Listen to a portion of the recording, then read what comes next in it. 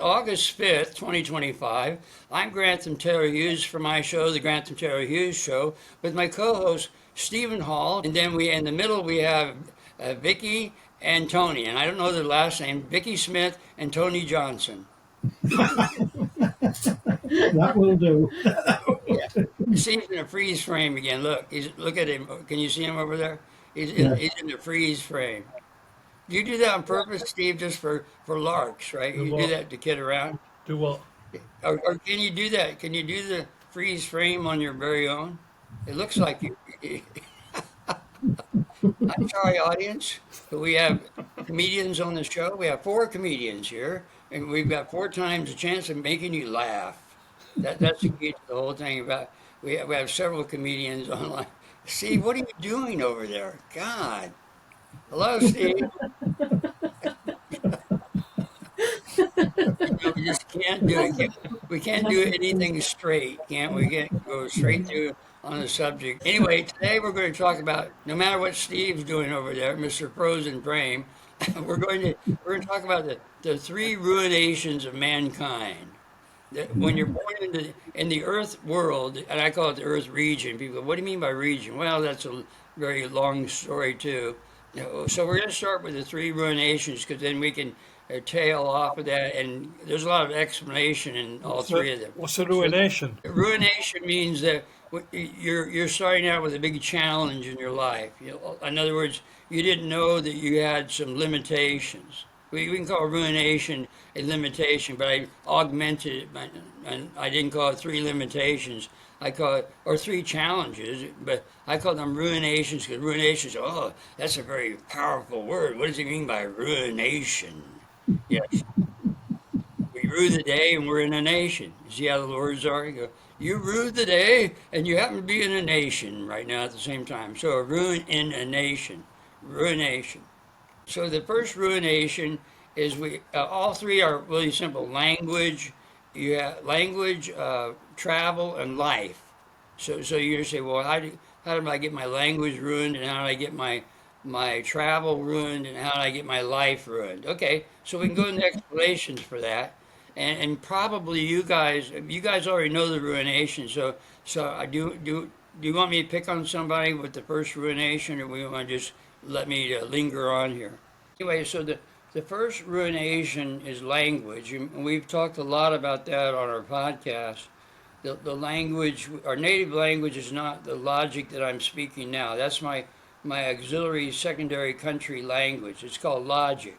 It's a repetition of your native language words. And native language would be the speaking in tongues that I do quite often on the podcast. And then I started the rumor that we heard that Grantham Taylor Hughes speaks in tongues. Who started that rumor? Well, I did. I started the rumor. Anyway, so continuing on with the first ruination of language, is that right away we're taking away our native language when they start speaking logic patterns to the infant. Okay, when you start teaching them the logic of whatever country you're born in, they start speaking I call it the auxiliary country logic. Auxiliary meaning secondary logic. And logic is not a primary language. See, that's something that's controversial right there. We can have a nice conversation about why logic is not native. I'll ask you that, Tony. Why isn't logic native? I'll put you on the spot, get you going.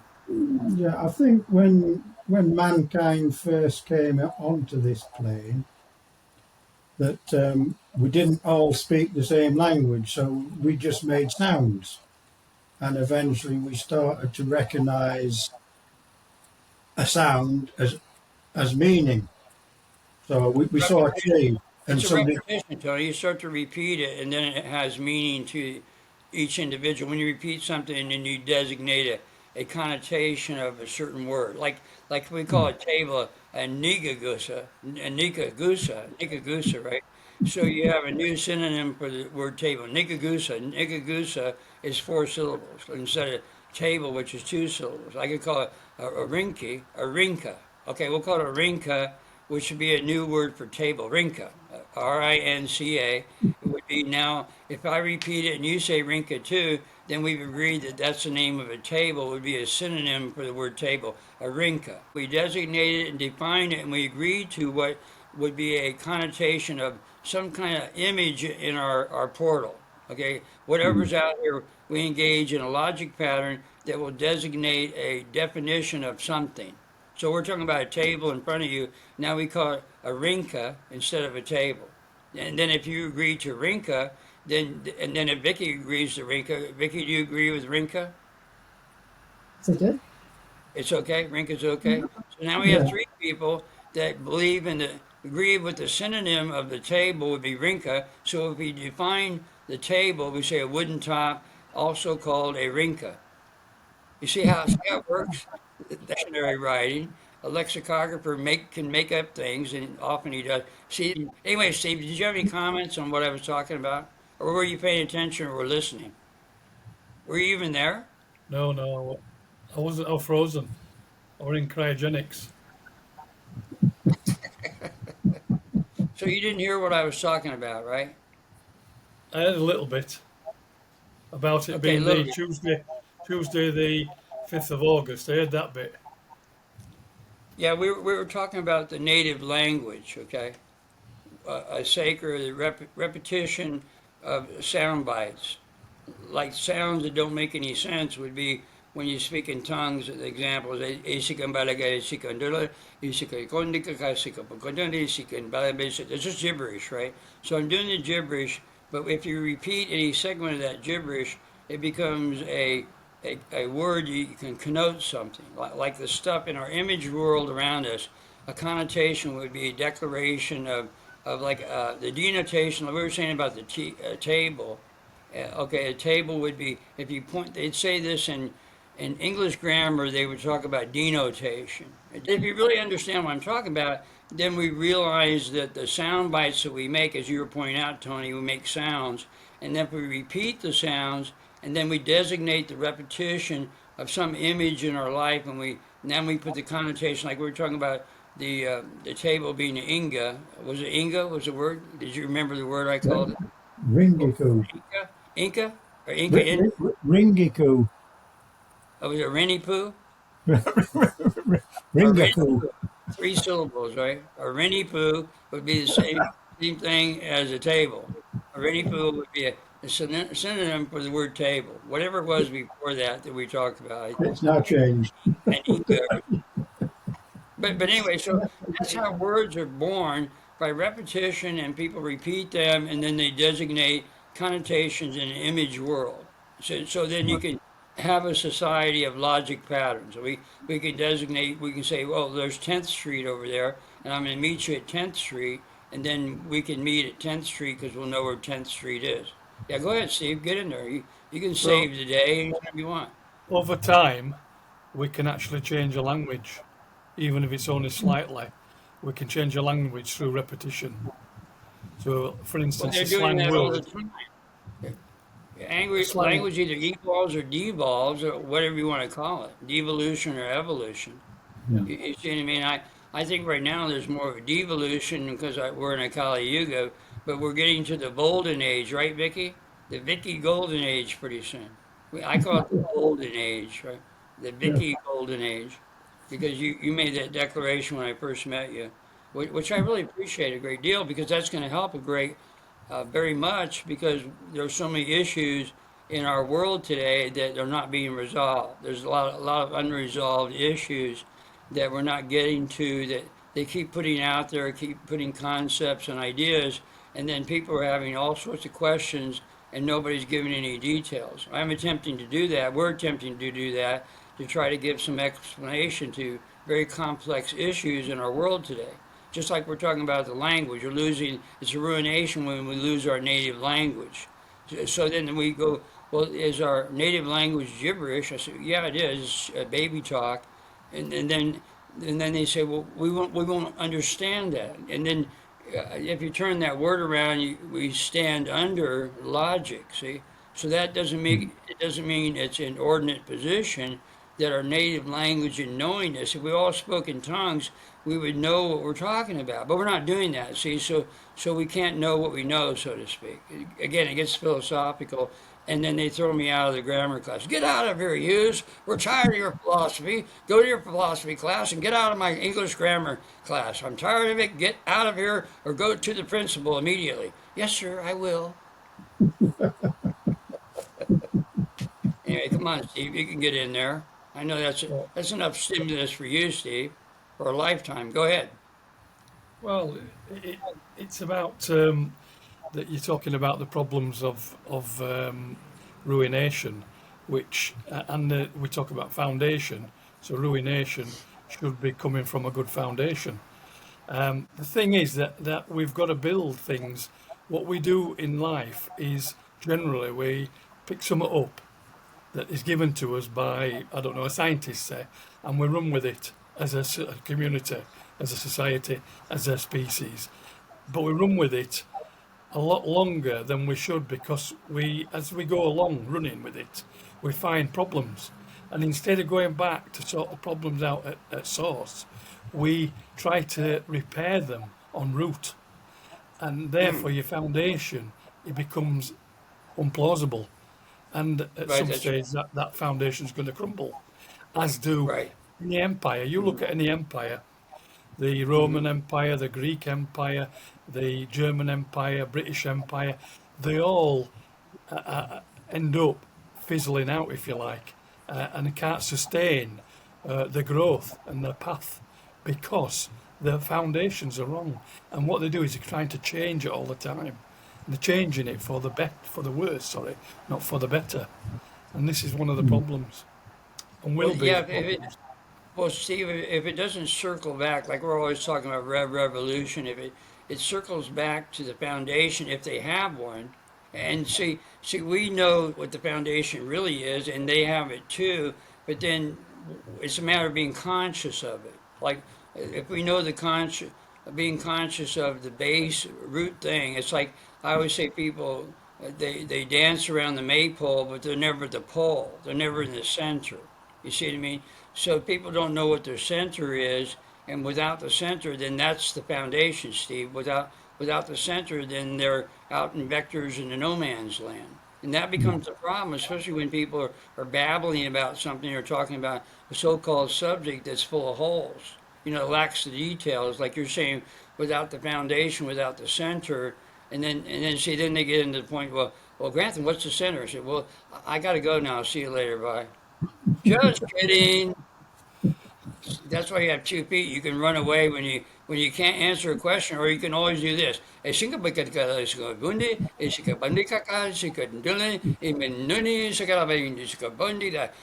in doubt, just go into the saker, and then you can give an answer that way. See, if they corner you and they try to get you into answering a question that you don't know the answer to, which is pretty much everything in my mind, I don't know an answer to, but I can always go to a saker. See, that's a nice thing about it. The knowingness arena and the knowingness language has all the answers. But see, I was talking to my good friend Wynn, and he was saying that I'm probably the only one that talks about a saker, which means a sacred language, by the way.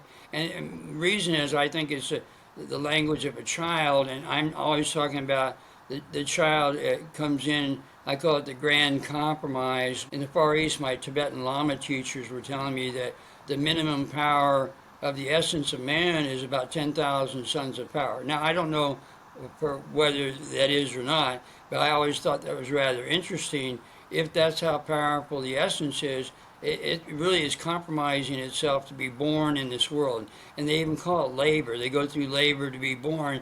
And any type of labor, even in mercantilism, must be paid for that, see? So if a baby's being born in labor and the woman's going through labor, the baby must be paid, and that payment is their birthright. See, the birthright to get your food, shelter, and clothing freely given to you, and then the rules are life, liberty, and the pursuit of happiness with that birthright. See, so the birthright means that you've done all the labor to be paid, but then suddenly you don't get paid, and you got to go to school, and then you go to work, and you got this lifeline that we have on the earth today of how you make your way in the world, and you retire at a certain age, watch television, and die. You see, I mean that spend 5 years watching TV, and hey, he didn't wake up this morning. He was watching Howdy Doody and died, right? Eating his cereal. He was eating his Fruit Loops and died. Anyway, go ahead, Steve. So, explain to us in one easy, simple explanation, what can somebody do to make their life better? Just one simple explanation of what Well, they wait a can minute. do We to got make their we life got to go better. into we got to go into two more ruinations. We did the first ruination. We get our language taken away from us. Okay, we our native language we don't know, and then the second ruination is really travel in our world today. How do we travel in our world? Well, we're in our physical body. We can move in around and whatnot. So that's kind of a vehicle for the essence. And then you can also get into an automobile, or you can get into a train or a bus or a plane or whatnot. You can get into one of your G5s and your fleet of G5s. If you have 10 G5s, you can get in one of those. Or if you buy a Boeing 747, which they're for sale nowadays pretty cheaply because they're really they don't make them anymore. So you can buy a 747 if you want. Turn to Air Force Two. Tony's Air Force Two. There was Air Force One, but Tony's plane is Air Force Two. It's a 747. Anyway, see, Vector's into no man's land. There goes Grantham way out there. Bring that guy back. Reeling back. Come on back. Come back. Anyway, so the second one is travel. We've lost our skill to travel. And then the third one is we lose our life. And you say, well, what do you mean taking away your life? Well, they put limitations on it. 100 years in the West and you're out of here. And why do they make that distinction? Well, the Greco-Roman teachings, the ancient teachings, were explaining in their writings that very few people live past 115. Who do you know that's 115 this this time around or now that looks awful? They have their Zimmer frame, they're shriveling up like a prune and everything. So anyway, the third ruination is you lose your life. And we're teaching you go beyond that and look pretty good. So we're bringing back and resolving these three ruinations. And I wanted to bring that up today because they're very important, these three ruinations. And we're the fixers for the whole thing. We're the fixers. Grantham Taylor Hughes Fix Show. We're here to, yeah, go ahead, Tony. Thank you, buddy. I appreciate you laughing at my jokes because they are funny, and I know you appreciate it. But we can see Vicky and Steve go, yes, we think it's funny. Yeah, ha ha ha ha. Yeah. Laughter is great. Anyway, so I got through the three ruinations. So, Steve, you want to go back to the sacred language, the native language, and you were asking a question about it. So Well, you wanted me to just sum that up the bit. fix, right? Yes, sir. How can a person, in your advice, how can a person improve the life in one easy way? How can they improve the life? Well, they can learn. They can learn to speak in gibberish, like the babies. It's not hard to do that. We're all going to try it. Steve, I'm put you on the spot. Give us a massacre. Go ahead. Show how easy it is.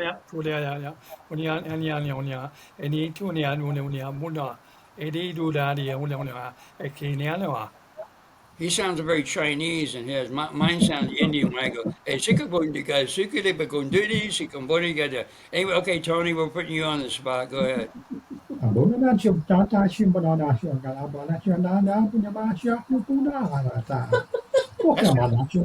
kind of Chinese too, don't you think? A little bit. Okay, Vicky, we're putting you on the spot. Vicky, go ahead. Snakakastiste harkitaren toheisti, kusti paketi freite pahastis paketis. Uskastinte and akusti pakasti pakarotite kenti. That's wonderful. See, that's just lovely stuff. I mean, it really, and it's easy to do, right? Don't you agree? There's nothing to it, right? And it's fun. It's fun to It's do. fun to do, isn't it? See, Yeah. that's why if we teach people to do this, if they're not being too self-conscious about, most people, I don't want to act silly like a child, but if they do this, they're gonna release their native language, Steve, because they're gonna really get into it and realize how it's so simple to do. I mean, Well, I think, yes, sir. Go ahead. Yeah, if go ahead, sir. people look back on the happiest time in their life, they'll say it's in childhood. Correct. Well, that's So it. there we go. That's right. So if There we we go. and we give this to children all the time, they get so they light up. The infants light up, especially before they're 2 years old, because that conditioning process in the first 2 years pretty much cements what they're doing in terms of logic patterns. So if you get to a child before he's two and speak gibberish or speak sacred to them, which is gibberish or speaking in tongues is what it is too. If you get to them, they're going to light up and have a conversation with you. See, that's the neat part about it.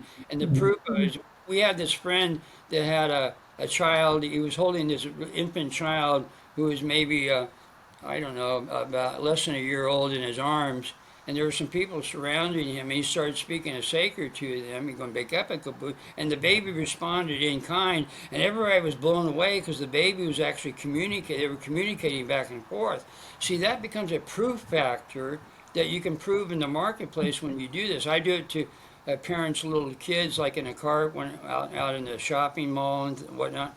And they say, "What are you doing?" Well, I'm speaking their native language, and they're responding to me. See, and they get really excited about this whole thing.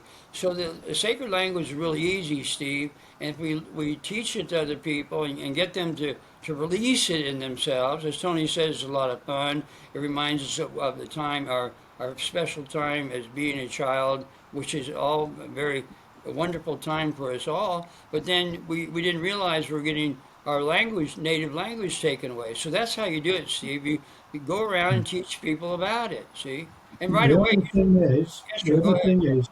when we go to school as well, they give us the great gift, well, not such a great gift, of time. We start to be ruled by time. We become slaves to it. Before that, a child has no concept of time. It's just a duration. That's correct. Like before you're 3 years old, there's no concept of time, and the proof of that is that there's this a guy that wanders around. I told about the guy at El Camino Real years ago. My dear friend was telling me I need to show you this fellow that's walking around at this in the little township in the El Camino Real. Anyway, so we're parked there, and he says, "See that guy standing next to that pillar?" And he had this long duster, like a cowboy duster, down to his ankles, right? A tan duster, and the pillar was kind of tan looking color, and you could barely see him. He was sort of sidled between, next to the pillar, right? And Bruce says, he's been there for 30 years. I said, in that spot? And he says, no, he wanders up and down this wooden plank porch in front of this township. He wanders up and down this long street. I mean, he sidles around. You don't see him sometimes. But, and Bruce is saying, he's been there for over 20 years. I said, yeah, right. But anyway, I'm the biggest skeptic in the world, folks. You have to understand, until you prove me wrong, I'm a scientist. I got to see it and everything else. But anyway, so 2 weeks later, Bruce takes me back to the same place, and here's the guy who's next to the post like that.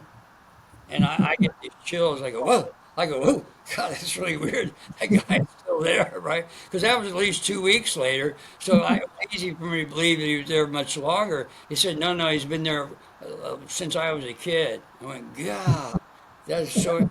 So anyway, I know this other guy who's out here on the East Coast. I call him the Silverside entity because he's on this road called Silverside. And I met him. I went up to him. And I said, gosh, you've been out here for a long time, because he's been out there for at least 20 years too, from what I heard. And I said, you've been out here a long time. He looks at me like this and goes, huh?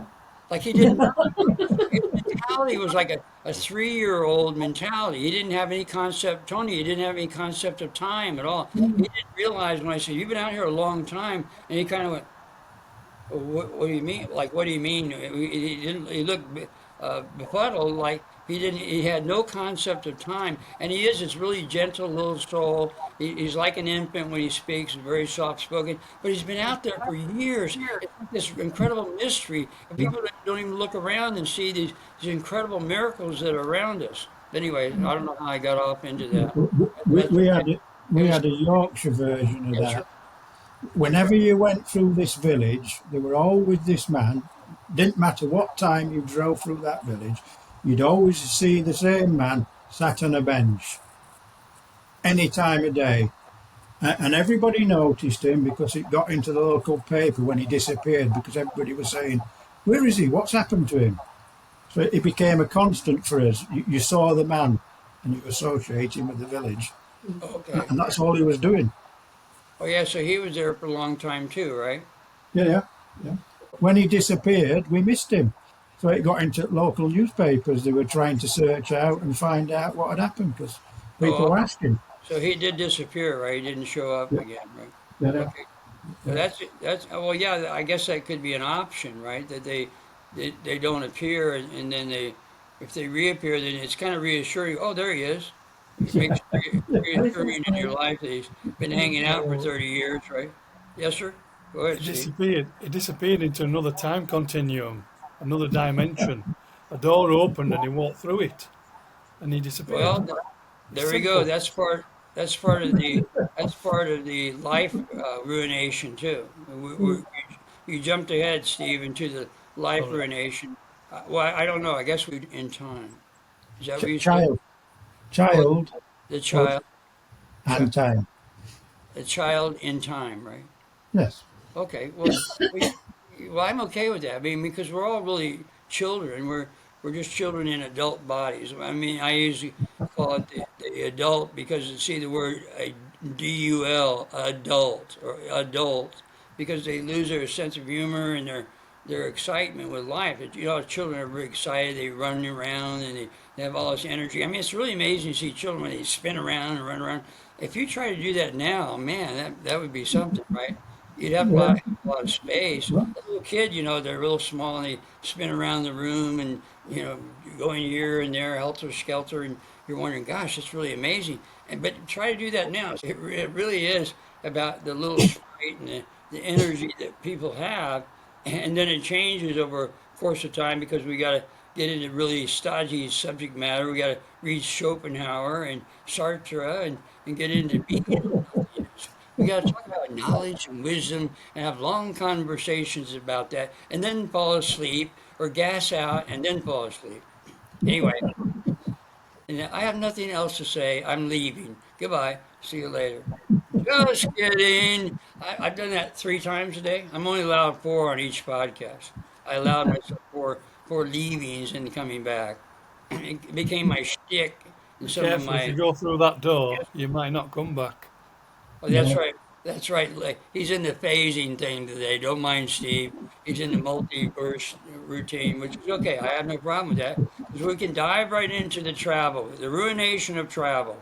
As in my opinion, we travel. Our initial traveling skill is with your eyes. Yes, the eyes. The worst subject in America is I don't want to talk about the eyes. It's just scary. It's too scary to look in people's eyes. I'm totally frightened. I don't want to look into your eyes. I might fall in love.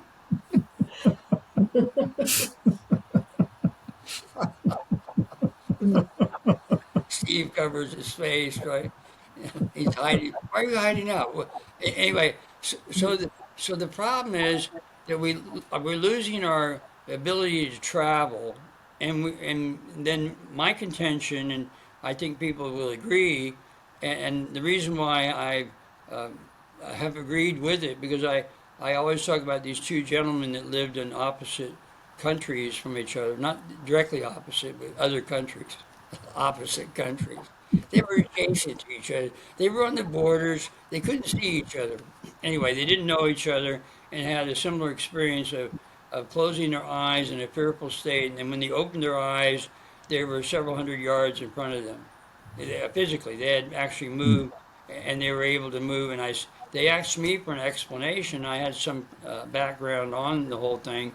And I said, well, you moved with your eyes. You're able to go into a portal and when you looked into the portal, they converged and you were 100 yards in front of them.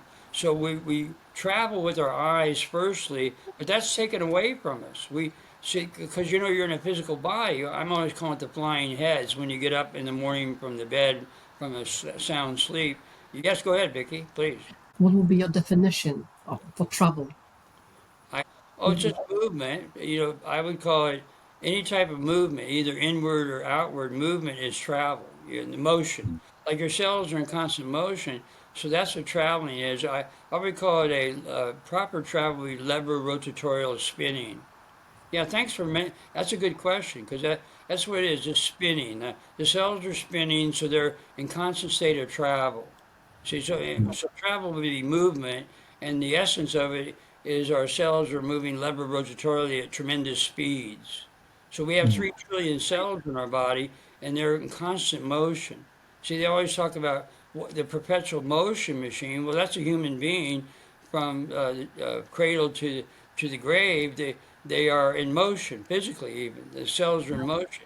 So there's no reason why you can't sustain those cells if you proper nutrition and mega hydration too. So that's a really good question, Vicky. Thanks for asking that. I appreciate it because you get into the nitty gritty of the motion of pretty much everything outside. I always think of it. I believe in God. I'm a theist, but I think God is like a no thing. It's a centered, incredible being that we can't even begin to define or get into. You see what I mean? So it's at the center of everything. It's like the hub and the wheel. You can't really touch the hub because there's like a nothing there, but it's the energy. Let's call it an energy type thing. You see, but we're outside of that, so we're in a constant state of motion. You see what I mean? So that I think we can get to that still point at some point, and they say that's God realization, whatever. The teachers, the Tibetan lamas, were always talking about that to me, and I don't know if or not with that. When I came back to America, and they're asking me, "What about your Tibetan teachers?"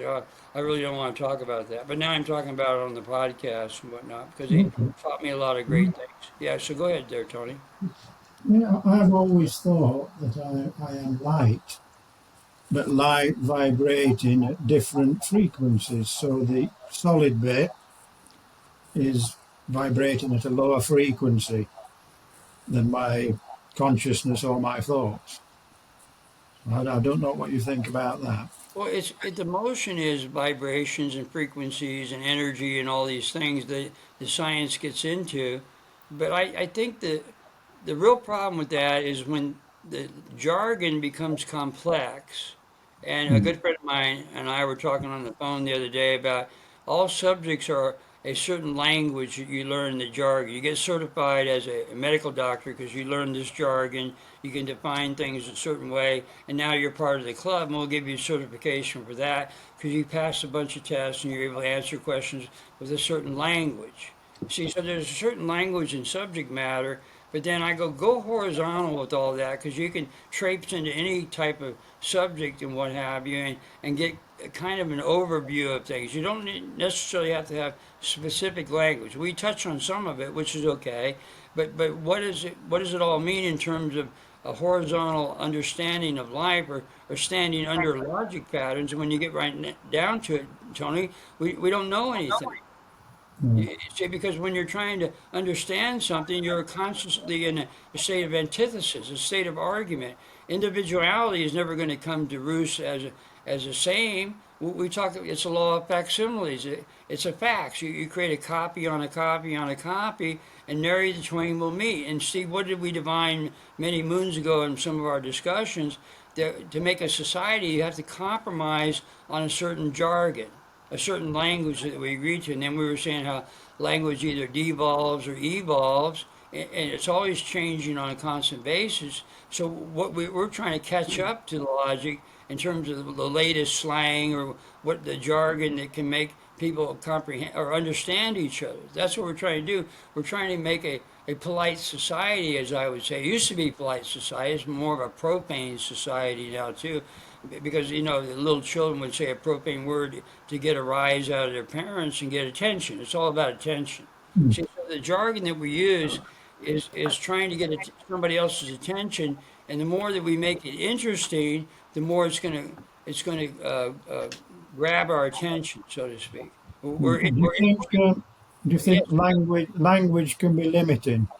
And they always say knowledge is power. So if we have a limited language, we cannot explain various phenomena around us because we just don't have that thing. But other people may have it, and they may have access to this knowledge that we don't. That's the whole thing. And then the truth be known. So when you get to our calls, you're going to get the truth for a change instead of rubbish that you get everywhere else. See, Yeah. so that's why our work here needs to go viral so people can get some truth in their world. And the reason is because we're connected people, we're realized people. So when we talk, we make proper conclusion. You see what I mean? When you make proper conclusion, that's real interesting stuff. See. But if you're not making proper conclusion, then you're creating a vector in no man's land, and people are tired of all that. They're tired of hearing gibberish. But if you practice positive thinking, things will come to you. See, but what do? Then So it goes back to what Steve says. We need a foundation. And that means taking everybody with us and having open knowledge so everybody knows and we're all on the same page.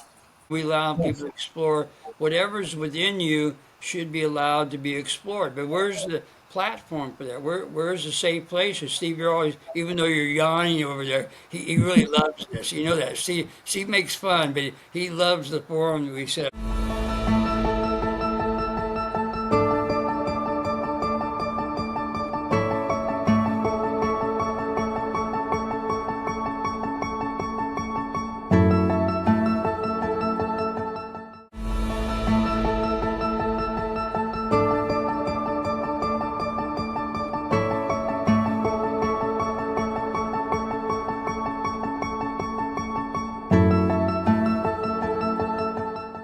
Question. So where does knowledge come from? Well, it's a knowingness arena. You just said it, knowledge, the ledger of knowing.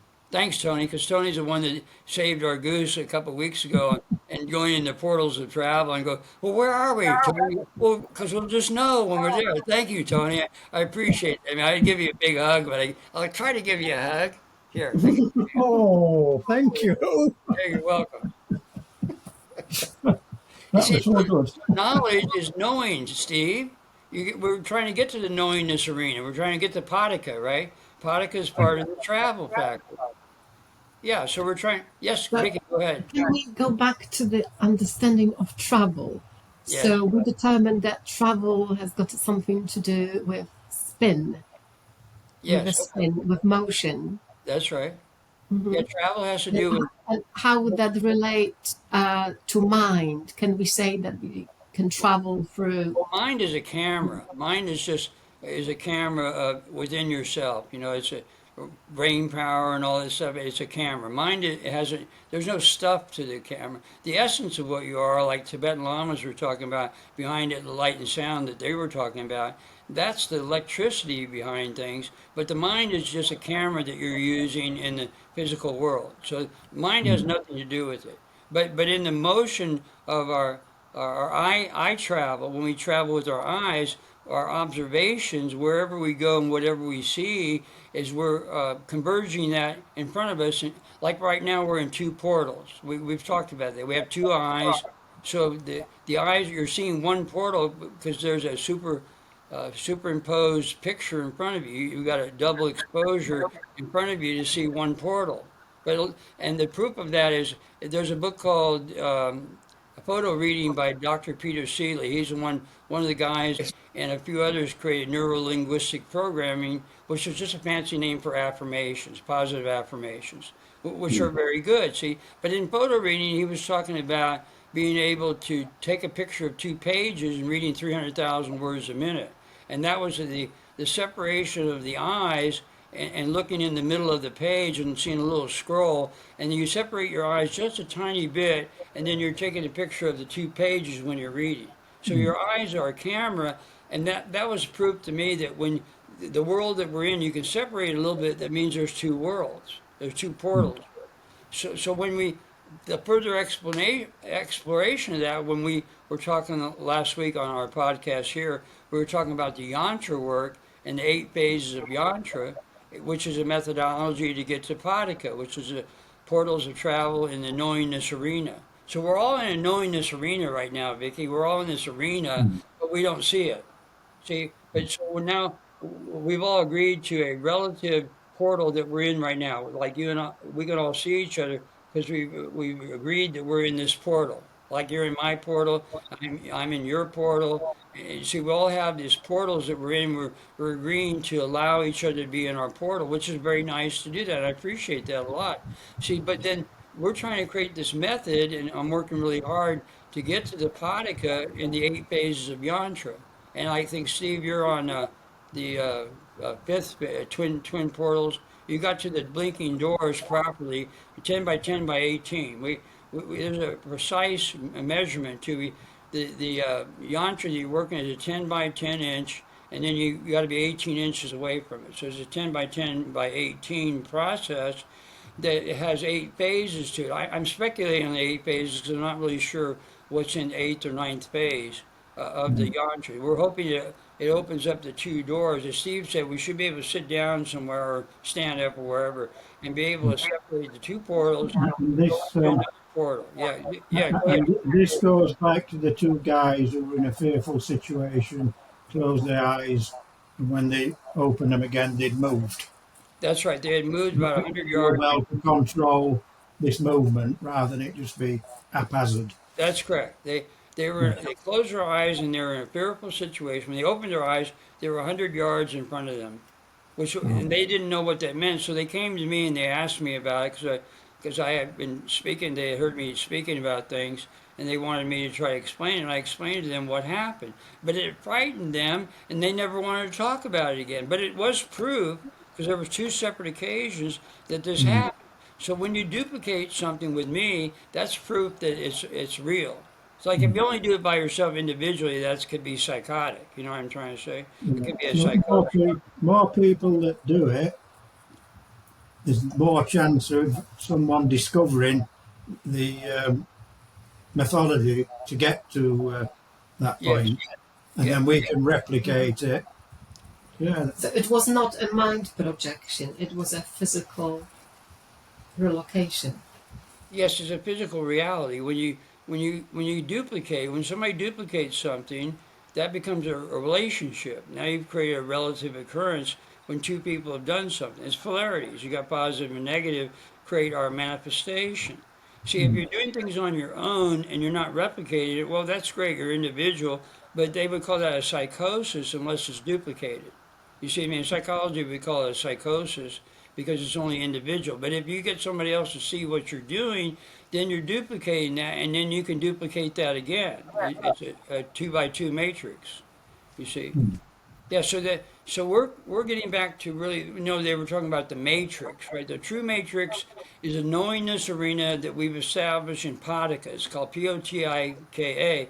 Potica is a portals of travel in knowingness arena inside the MDM, which is Macy Dust membrane. We're in a membrane right now in a knowingness arena, but we didn't know that. See, so we're the only ones that know what the proper matrix is. They get all nervous about what's the matrix? Oh, the matrix, whatever. We're part of a machine. We're being plugged in. I said, well, not really. We're biology and we're an essence and what have you.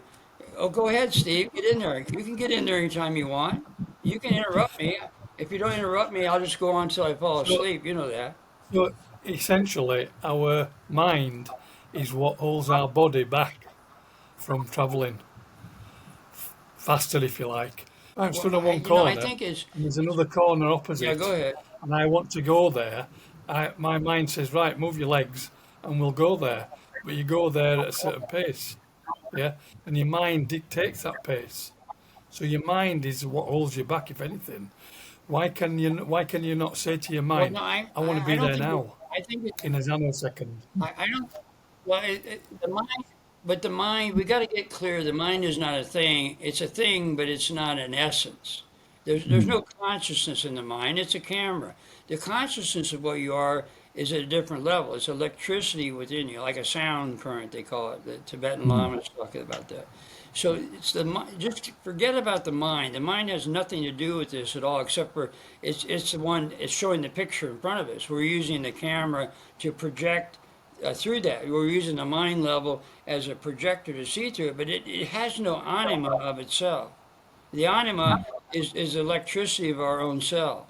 You see what I mean? So just for all of you, forget about the mind. The mind is just a thing that's a camera. Think of it as a camera. You're going to use the camera now and look through it. See, but it has no essence to it. Just like the philosophers argue this for years. The mind. Well, what is the mind? You don't even know what the mind is. What's the power of the mind? They have no clue about that. They yammer on about the mind, but what specifically is it? The specificity is the essence of what we are, is electricity that we are, runs the camera. That's our anima, that's our essence. The electricity is the essence, not the mind. So forget about the mind. I'm tired of hearing about the mind. I can't stand the word. They make songs about my mind, I'm singing from my mind. so the mind is just a tool. Yeah, it is. And Tony, I hate hearing the word when I'm some mind. I just roll my eyes. And go, oh, here we go. The mind supposedly has some value other than the fact that, and they have all these songs that they use the word mind, and I'm going, no, stop it. I don't want to listen to. And when they use, as soon as they say that, Tony, they would use the word mind, and going, I'm running away. Run away, help! Yeah, you know, it's really terrible. So stop it, Steve. Stop using the mind as something important. Well, I apologize. You can hit me real hard. Oh, Mm. So electricity is brought up in my mind because it's a potential difference. what's that? Electricity, and they talk about a potential difference in the Yeah, but it's not like electricity. That's how it runs. electricity runs the camera, like electricity runs everything. We should call it Right. oilicity right now because they don't have Yeah. pure electricity unless we get to my relostatics. Nobody's doing relostatics, which would not be oilicity, by the way. I'm the only Mm. one that's not connected to OPEC in terms of they're doing oilicity, but relostatics is pure electricity. You see what I mean? It's static to kinetics, static electricity to kinetics. And Thales is the one that bought from Miletus was the one that discovered electricity and friction. He was rubbing some fur on a cloth and he saw a spark, and so there was static electricity that he saw back in 600 BCE. You see, that Yeah. was a long time ago. I know a little bit about history, just a little bit. I know a little bit about, I call him Thales, I don't know if that's right, and he thought that all matter was derived from water. Thales was talking about that too, right? Was the water, right? Oh yeah, Yeah. good. Yeah, he was a real genius. I mean, he was amazing individuals back in the day. Right? Yeah. There we go. We get into. Yeah, go ahead, Steve-O. You're drinking water. Did you want to say something there, Why or was that my why feedback do on we the need MDM? water? Yeah. Why why do we need water Well, because for what we're reason? 100% water. We have to refuel our water bag. Like in Star Trek, they had one of the episodes, and they had these little beings that were real tiny on the ground. They go, and they translate what they were saying. They were going, big bags of water. What do you want? Big bags of water. What do you want? And I thought that's hilarious. So that humans are just a big bag of water, or ooze on the inside. We call it cosmic ooze. When you open up the Yeah. autopsy, you see all the yellow ooze. Yeah, but it's 100 made out of 100% water, Steve. So we got to replicate it. We got to infuse our bodies with more water and mega hydration because that's what we are. That's called gross water. When you drink a glass of water, you're ingesting gross water. But truth be known, there's three levels of that. We've got the humidity. We take the humidity out of the air, and that's our first level of water, and that turns into the saliva in our mouths called jade. As Vicky had pointed out and brought to the table, you brought the Taoist monks were talking about jade, and really it was the jade leaf or the corolla of the jade that they were talking about that was supposedly synonymous with our physical body being a jade leaf. So that means we're similar to the aloe vera plant, the gel the leaf, the corolla of the leaf of aloe vera or the jade leaf means we're a succulent. So think about it. We're just a corolla off the central Lano Prabhava, the power that we are. The physical body is just this corolla leaf growing out of the center. You see what I mean? So we're just a succulent when you get right down to it. And so we've got to replenish it with some form of hydration. Otherwise, we're dehydrating and drying up like a puddle in the hot sunlight. You see, that's how people get old. That's why I don't look that old because I mega hydrate. My age, I mean, God, you take a look at people that are my age. They just look decrepit, most of them. Just really amazing. So I look pretty youthful considering my age because I'm 95 years old. I was lying. I wasn't 75. I'm 95. So I thought it was I look pretty 175. good for what do you think, Tony? I look pretty good for 95. What do you think? Yeah. Especially with a hat. You like my hat? Yeah. Yeah. You like my hair? Yeah. See my Yeah. ponytail there? Oh, My wow. Kubi. That's good. Yeah, you like That that? is Thank you really very good. much. Hey, Yeah, well, Lena took my hair down. I took my hair down for Lena on one of the podcasts. She said, "Can I see it down?" I took it apart, so it's pretty long right now. It's the longest I ever had it, actually. Even during the hippie days, I never had it really long because I was in the Army Reserve at the time. Believe it or not, we wore wigs to the army because our hair was somewhat long. So my wife was a cosmetologist, and she fashioned this wig, and I would wear it to my reserve training. It's a hilarious anecdote. There were several of the guys there were about 10 of us that wore wigs to the Army Reserve training. We sent it. Yes, sir. I guess, yes, sir. You're wearing this wig, right? The short wig. I have a little tale from when I was in All Royal right, Navy. anecdote. Tony's anecdotes. Now, An anecdote. this is a segment of the Grantham Taylor Hughes Show. Tony's anecdotes. Go ahead, Tony. Take it away. Yeah, so what happened is when you were a duty person on board a ship, you had to muster in front of the officer of the day in full uniform. Now, one of these guys, he hadn't got any clean socks. So what he decided to do is put masking tape round his ankles to look as though he'd got socks on. So much fun watching him take the masking tape back off. Because if you weren't dressed correctly, you got punished, fined, or had to do extra work. Yeah, sure, I knew. What I used to do is we'd put shoe polish on the end of the toes to make it real shiny, right? And I was always a supernumerary, and I was always got to ride with the general in the Jeep because my boots were so shiny, right? But they were separate. I kept them in a paper bag in my locker, and I never only wore them on when we did the inspections for the supernumerary, and I was always driving around in the general because I had shiny boots, right? And And the a trick pair of was shorts. learning. Yeah, it was really, Yeah, really hilarious. the top half was a uniform, shorts and flip flops. I still do that today. I put it on my face. I put wax on my face. That's why it looks really very smooth. I still put Yeah, wax I work. put polish, clear polish. Yeah, it works really good over your skin. But after a while, it cracks and your skin just crumbles. Anyway. Okay, so we're done with anecdotes. Tony's anecdotes. That was Tony's anecdotes for the day. And so, Steve, you were going to say something there. Go right ahead. Try to say something. Get a word in Go edgewise. ahead, Vicky. Oh yeah, Vicky, go ahead. She got her finger up. Go ahead.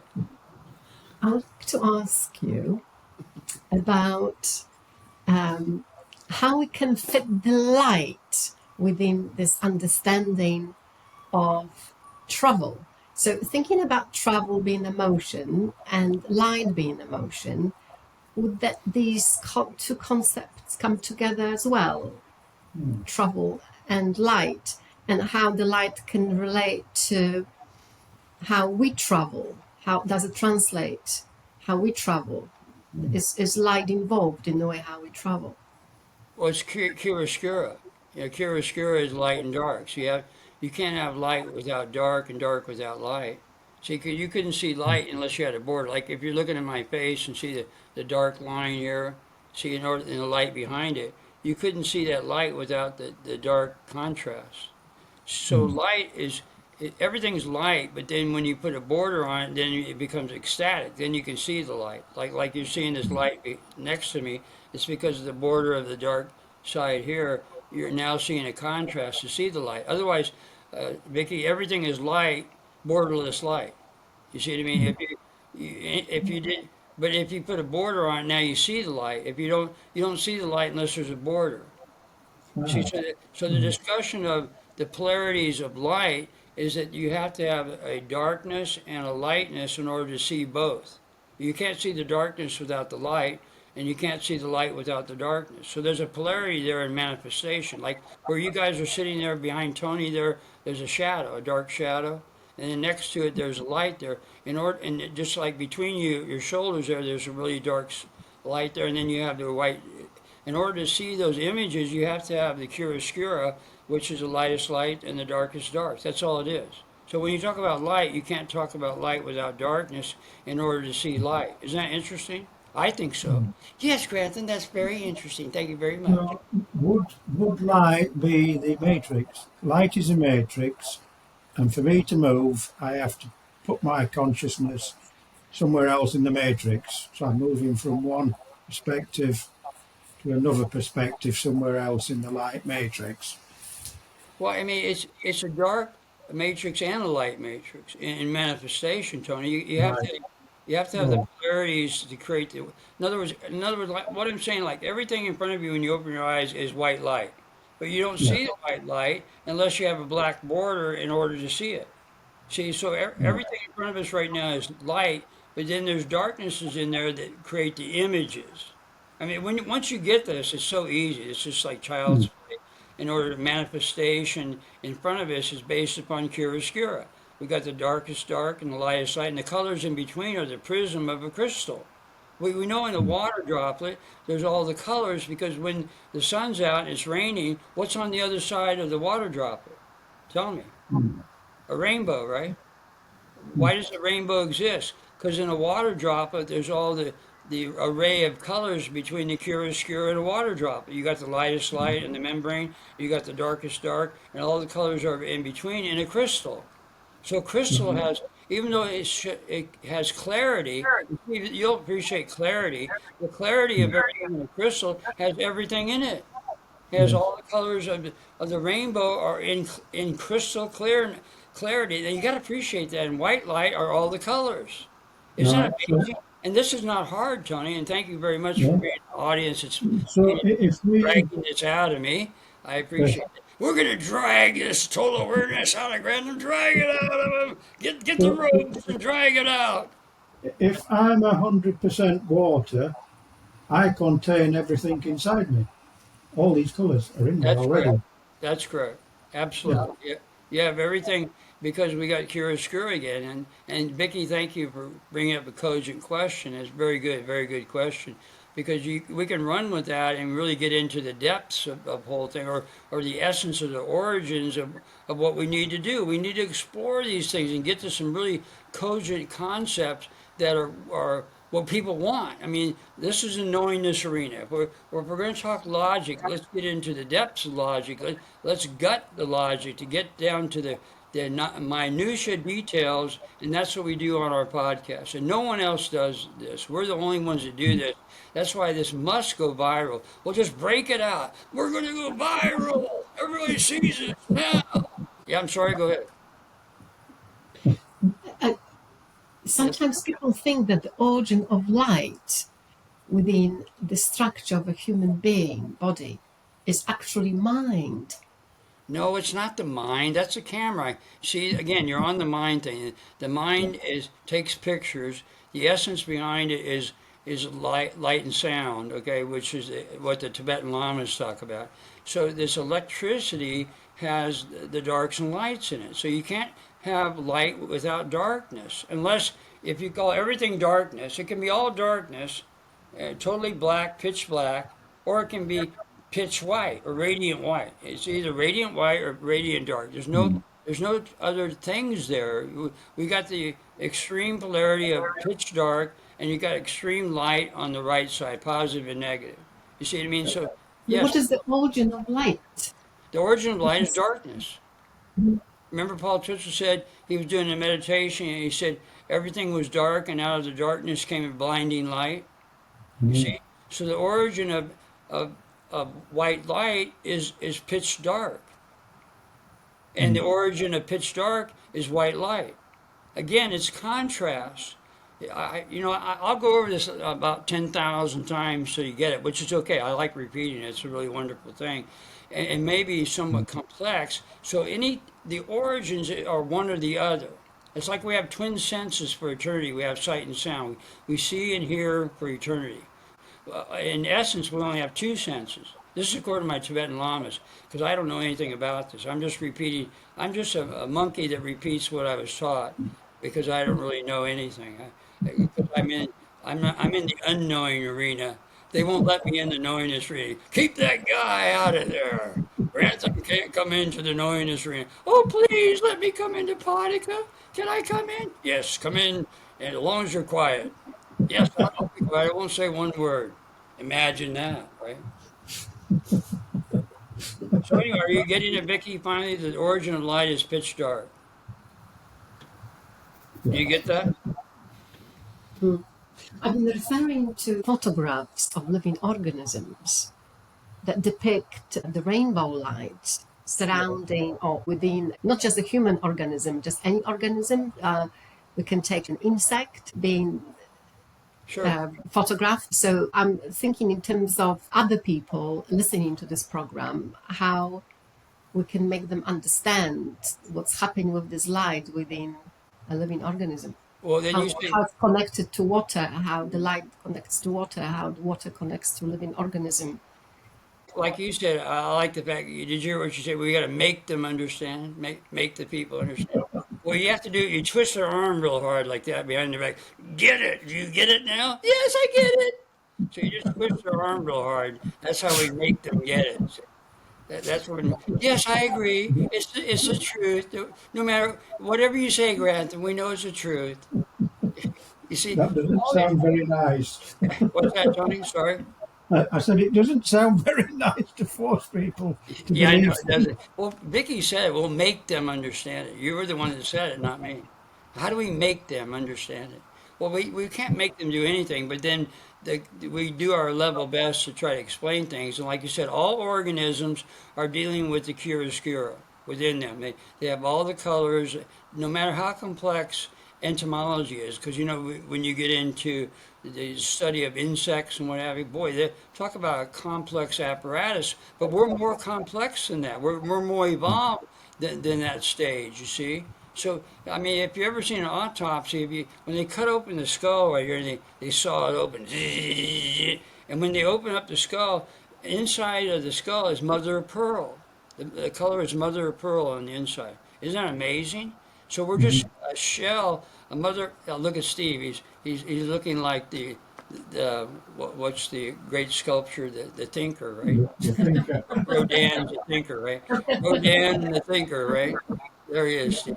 So go ahead, Steve. Get in there. You can get a word in edgewise. You guys can Well, talk as long as you want, because you know me. I'm like a kid in a simple, candy store. I just get excited. simple, No, really. Gideon, get a chance to talk. Yeah, go ahead, Steve. Simple, really.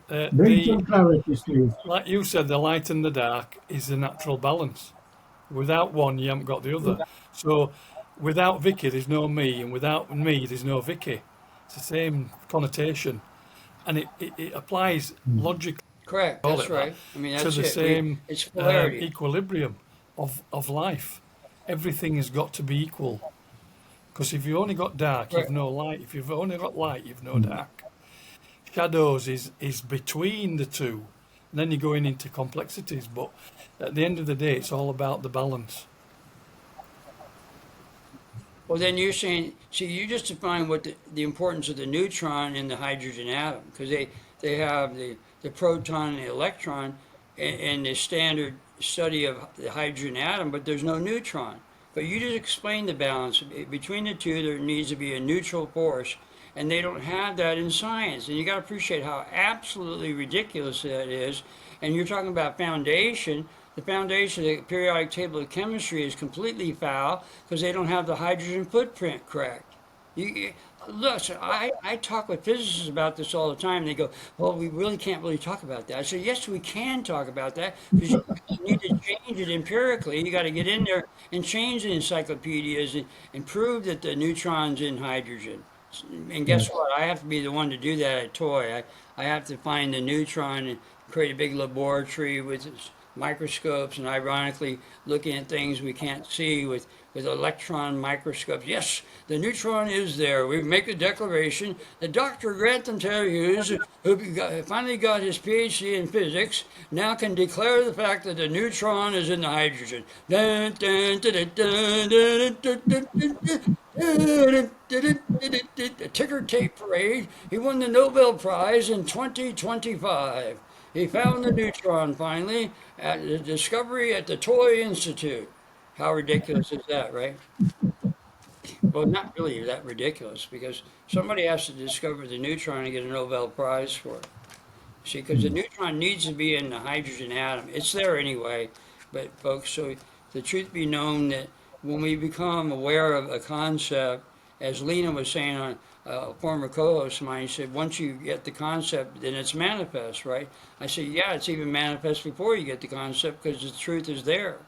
You see what I mean? So when we try to describe the truth, which is very important for articulation to get to the facts and the matter of logic patterns, which is a very good thing to do if we can proceed to get there. But if we don't proceed to get there, then we're not proceeding properly. See, and as Steve says, we have the basis and the foundation to work from, then it's easy to do that. When we have the basis of practicality or the essence of whatever it is, any type of vector, we're going to swing back to the center.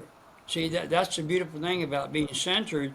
You can never wander too far away because you're always in the middle. In the same way when we're talking about travel, we're always in the middle, even in Padaka. We're in the middle all the time. Even when we move with our eyes into another portal, we're still in the center.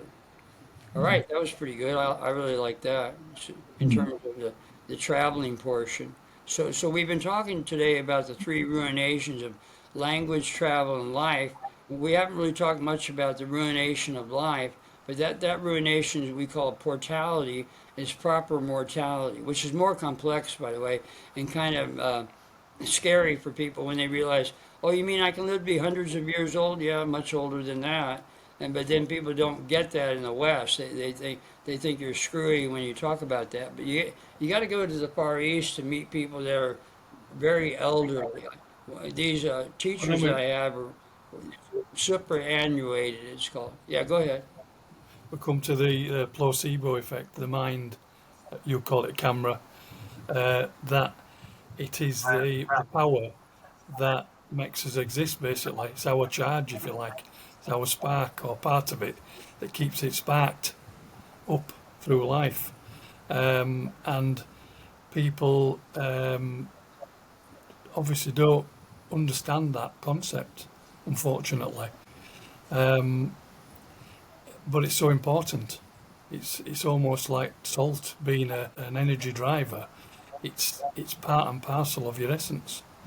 And if it's not there, then there's no drive.